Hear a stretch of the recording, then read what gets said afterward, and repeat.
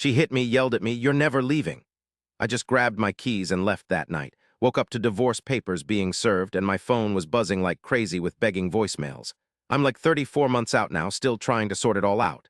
Last night was it, I'm telling you. My wife, Clara, she's 33, and we'd been married for 6 years. The last couple of years, awful doesn't even begin to describe it. It wasn't always the physical stuff. Mostly it was the words, the constant control, how she just slowly wore me down, made me feel worthless so she could feel important. But last night, it crossed a line I didn't even know I still had. We were fighting again, over something stupid. I wanted to go see my brother this weekend. She didn't want me to, kept saying I didn't need my family, that I should want to be with her. It just blew up like it always did. Her voice got louder and louder, and I just went quiet, trying to calm things down. Then she trapped me in the hallway, actually blocked my way. Her eyes were wild. "You think you can just do whatever you want? You're mine." I just wanted to get away, get some space. And that's when she just hauled off and slapped me hard. It hurt like hell, but the shock hit me harder. Before I could even do anything, she screamed, "You're never leaving me, you hear me? Never." Something inside me just broke. I didn't shout back, I didn't fight, I just knew. While she was still yelling, I just turned around, went over to the entryway table, grabbed my car keys, my wallet, and my phone. And that was it. I just bolted. Grabbed my keys, wallet, phone, that's it. No charger, no clothes, no laptop, nothing. Walked right out and didn't even glance back. Just got in the car and drove. Honestly, I had no clue where I was going. I wound up at some all-night diner, just shaking, sipping at nasty, lukewarm coffee. The red mark on my cheek was already starting to disappear, but the feeling that stuck with me, I didn't call the police. At that point, all I wanted was to get away. I couldn't handle the thought of things getting worse, of cops showing up at our place, all that drama. I just needed to breathe, to be safe. Looking back, maybe I should have called them, but all I could think about was escaping. I slept in my car that night. First thing in the morning, I found a cheap motel. My phone battery was almost dead, but I managed to look up some lawyers. Found one online, seemed to get great reviews for messy divorces, especially ones involving abuse. Thank God I had a little emergency stash of cash hidden away, plus a credit card she didn't know about. I called the lawyer's office right then and there. That was day one. They couldn't fit me in right away, but they squeezed me in for an emergency meeting the next day, day two. I met with her, paid the retainer, told her my whole story, showed her the mark on my face, you could still kinda see it. She jumped right on it, said it was a clear case of abuse. She had the paperwork drawn up and filed incredibly fast. And by the afternoon of the third day, a process server showed up at our apartment. Clara got served. My phone, thanks to that crummy charger I'd picked up, practically exploded with messages. Constant voicemails and texts, all from Clara. At first, I was just confused. "Where are you? What's going on?" Then the panic started. "Maybe you should come home, we can work this out. It was a mistake." Then came the waterworks, real or fake, I couldn't say. "Please, I'm sorry. I didn't mean it, don't do this." Followed by the begging. "I love you. We can fix this, just come back." I haven't responded to any of it. I listened to most of the voicemails and watched the notifications keep coming. I'm still here in this motel room. It's oddly quiet and empty, but also lighter somehow. Update 1, seriously, the reaction to my first post was a lot. Thanks for all the kind words. You guys have no idea how much it helped. A quick update on this whole mess. So, the begging calls and texts stopped about 2 days after I went silent, which was almost creepier. Then the real Clara showed up. The sheer entitlement was unreal. She hasn't contacted me directly, which makes sense. Her lawyer probably told her not to, or maybe she just knows I won't pick up. But the flying monkeys? Oh yeah, they were out in full force. First, it was her sister, Jenna. She's 30 and left me a furious voicemail. Didn't ask me what happened, didn't care if I was okay. She just went off about how I was a coward for leaving Clara when she's going through so much. Apparently, I'm the bad guy for leaving after I was basically assaulted. She said Clara's a mess, probably true. Her control freak just walked out, and I needed to man up and fix things. Right, okay, so I blocked Jenna's number. Then some of our friends, you know, the ones we both knew, they started texting, being all careful, asking if I was all right. They'd heard something was up. I just kept it simple and just told them what happened. Clara got violent. I had to leave, you know, for my own safety, and I'm getting a divorce. I didn't call the cops that night. I was just trying to get out of there, but it was a really bad situation. I'd really appreciate it if everyone could just leave me alone right now. One friend was pretty cool about it, you know, understanding. The other one, though, got super weird and defensive of Clara, saying stuff like maybe I made her do it. Like marriage is tough and I should try therapy. Nope. Hard pass. Second, cutting people off sucks, but it's nothing compared to being told that I deserve to get hit. Like the absolute height of being a spoiled brat. My lawyer got an email from hers. Clara isn't even fighting the divorce itself. I guess she finally realized I wasn't messing around. But her demands are unreal. She wants everything. The apartment, which is a rental, the lease is almost up. She wants me to just disappear. Then the furniture too, most of which I bought before we even got married. And get this, spousal support, her excuse. Her lawyer said she's, like, emotionally wrecked from me leaving so suddenly, and she can't keep living the way she has without my money. Clara works a part-time retail job.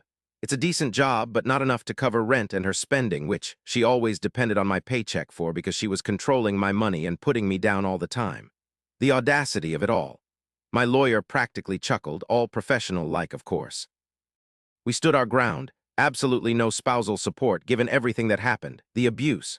We proposed splitting the actual marital assets fairly, which, let me tell you, isn't much. I'm staying put in our apartment until the lease is up. That's a few months unless she somehow manages to take over the lease before then. Fat chance. We'll figure out the security deposit later. I'm still stuck in this motel. It's awful, but at least it's safe. I've started hunting for a new place. Then I found emails from Clara from before I blocked her main account, sent to my work email of all places. Seriously, she's not even begging anymore, it's just cold, hard demands. You need to send X amount for the bills. I need my Netflix password back. Minnie, when are you getting your stuff out? It's taking up all my space. I'm so nauseous from the whiplash. One minute I'm the love of her life, the next I'm her personal ATM who needs to get his crap out of her house. This whole thing feels like it's about to get a whole lot worse before it gets better. But honestly, no regrets about leaving. Oh, and I almost forgot. She apparently told Jenna I shoved her during the fight, which is why she reacted that way. Total crap. I was just trying to walk past her. My lawyer says to document everything, so that's what I'm doing. Okay, update number 2. Buckle up, Buttercup. Things just exploded exactly as I expected. Her sense of entitlement went completely bonkers, and the dirty tricks started flying. Clara clearly didn't like our lawyer's response, you know, the one rejecting her demands. Her lawyer fired back with another letter, doubling down on everything. So now she's saying I emotionally abused her. She claims that me leaving so suddenly and only talking through lawyers, like grown-ups, you know, really messed her up. She even sent a list of stuff she's keeping. And get this, it includes my grandpa's W watch. I had it in a dresser drawer, and my signed baseball cards, which were totally mine. It's all just stuff she knows is precious to me, a real kick in the gut. Then things got even worse. I finally got out of that motel and into a tiny studio apartment last week. Woohoo! But yesterday, a debt collector called. Apparently, I owe almost $800 on a credit card I canceled over a year ago. It was a store card from this fancy department store Clara loved. I called the credit card company myself. Turns out someone, and I have a pretty good idea who, called them last week, pretending to be me. They said they'd lost the card and somehow convinced them it was really them. Maybe she heard me giving security answers on the phone at some point. Or maybe she just guessed, using stuff I'd told her, like old pet names or addresses. Enough to fool whoever answered the phone, probably some overworked person. They sent a new card to our old address. Clara then went on a little shopping spree, apparently, before they realized something was fishy. Different spending habits, I guess. They flagged it and froze the card. Identity theft, or whatever you call it. Great. I filed a police report right away and sent a copy to my lawyer. He says that even though the cops will probably take a while to sort everything out, the police report, plus what the credit card company found out about the new card being sent to a different address, and how it was recently used, that's pretty solid proof that she was acting in bad faith during the divorce. He's putting together a real nasty letter to her attorney, basically calling her out on fraud, lying, and all the legal trouble she could get into on top of the divorce. And Jenna. After I blocked her, she started emailing me the most disgusting things, accusing me of wanting to destroy Clara's life, saying stuff I wouldn't even say to my worst enemy. Then she tried to be all sweet and innocent. My lawyer sent her a cease and desist. She shut up for like a week and then started posting vague, passive-aggressive garbage on social media, obviously about me. I just ignored it. The lawyer told me that if she kept trying to contact me, we'd go for a restraining order. Maybe the CDD finally made her realize this was serious. Haven't heard a peep from her directly since. Clara also tried to mess with me practically. She canceled the internet at the old place, which was in my name. Whatever. But she did it without even telling me, probably just to be a jerk. She also tried getting into my streaming accounts, and I got alerts about failed login attempts. Just petty, vindictive stuff. But here's the weird thing. Every time she does something like that, it just makes me feel stronger. It shows me I did the right thing. This isn't her being sad or making a mistake. This is just who she is. She was controlling, a real manipulator, and she would have gladly ruined everything if she didn't get exactly what she wanted. Honestly, this whole thing isn't about getting even with her. It's more like I'm just not going to let her win with all her games and lies. It's about letting her own decisions bite her in the butt. My lawyer is now trying to get things moving with this settlement meeting as fast as possible. We have the initial voice messages where she basically admits she was wrong. We have all the papers showing how she kept making these crazy demands. And then, we also have the police report about the fraud she tried. It's all proof of her bad behavior during our separation. We're not even looking for anything extra, just what's fair. We want the pre-marriage stuff separated like we agreed on, and split the actual stuff we got together equally. We want her denied any kind of support because of her actions, the abuse, the fraud, and we want her to have to pay up for those debts she racked up on her own after we split, or if she got them fraudulently. Let it all play out the way it should. Even now, it still sucks, and I still get lonely sometimes. But every bit of proof we get, every time we hold our ground, it feels like I'm getting a part of myself back. She really tried to steal from me. Finally, it's over. The divorce was final last week. I thought I should give you all the final update. The settlement meeting, wow, that was something. Clara showed up looking totally washed out, but that entitled attitude was still there, just bubbling under the surface. Her friend Jenna was there with her, thankfully not in the room, but just walking up and down the hallway like she was on security duty. Right up to the conference, Clara kept saying my grandpa's watch and baseballs were gifts, or something we jointly owned. It was pure spite, I tell ya.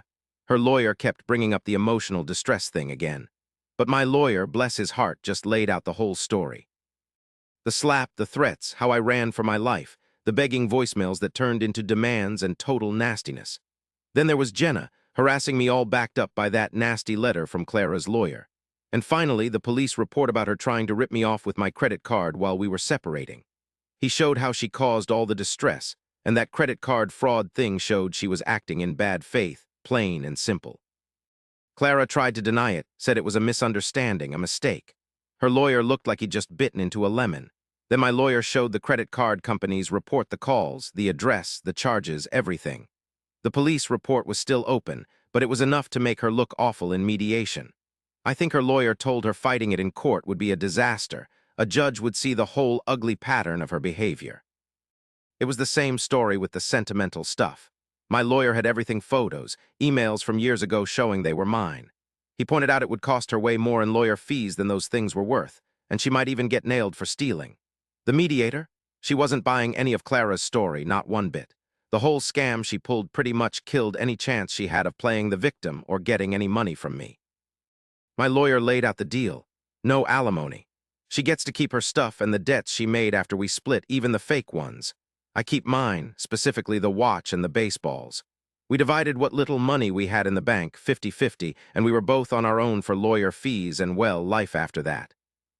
The lease on the old place was ending soon, so we agreed she'd be out by then and we'd figure out the security deposit based on how she left it. Clara started bawling. Real tears this time, I think, probably just because she was ticked off, not because she felt bad. She kept going on about how it wasn't fair. I gave him the best years of my life, she kept saying. Her lawyer had to basically tell her in a hushed but serious voice that taking the deal was the best thing she could do.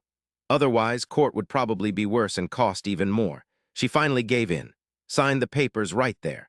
As for what happened to her after, it was all on her. Money-wise, no support from me. With just her part-time job at the store, she couldn't swing the apartment on her own after the lease was up. So according to that one friend of ours who I didn't block, she's staying with Jenna for now, which sounds like a total nightmare. Plus, she's stuck with the debt she tried to run up illegally. The credit card company is after her. She did get her clothes and a few pieces of furniture, using the police report number to get them. I had a friend with me when I went to pick up my stuff, like my watch and baseballs, after we signed the agreement. It really hurt her reputation. Our whole friend group is basically shattered. People are talking, and they're mostly on my side, especially since she's been acting so strange lately. Word about her trying to rip me off got out, too. A bunch of people who used to feel bad for her aren't talking to her anymore. Jenna's still sticking up for Clara, but I heard even she's starting to sound crazy defending her. The thing is, this is serious. There's a police report about the identity theft and fraud. Even if the credit card company doesn't take her to court if she pays them back, it's still on her record. Not good, me? I'm doing all right. Still in my tiny studio, but it's all mine. It's quiet here. I can actually sleep through the night now. No more tiptoeing around. I talk to my brother, CM, all the time. I started therapy a few months back, and I'm dealing with everything that happened. It's hard. I still wonder sometimes why I didn't call the police that first night, but I did what I had to do to get out, to get safe. I don't feel like I won or anything, just relieved. So incredibly relieved. Leaving that night was the hardest and best thing I've ever done. She yelled that I'd never leave, but I did, and things blew up in her face.